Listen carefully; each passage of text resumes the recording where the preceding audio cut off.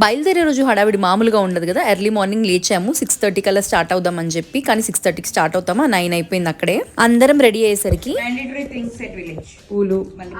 Ready అవ్వడం అటు ఉంచితే అన్ని ప్యాక్ చేసుకున్నామా లేదా చెక్ చేసుకోవడము, జాగ్రత్తలు, అప్పగింతలు బోలెడు ఉంటాయి. ఇక్కడైతే మా అమ్మమ్మ ఫ్లవర్స్ కూడా తెచ్చి కట్టి పెట్టింది. ఇంకా ముగ్గురం షేర్ చేసుకొని పెట్టేసుకున్నాం.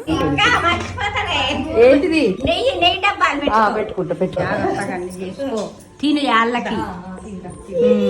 పిల్లలు మీరు జాగ్రత్త నిమ్మలంగా వెళ్ళండి.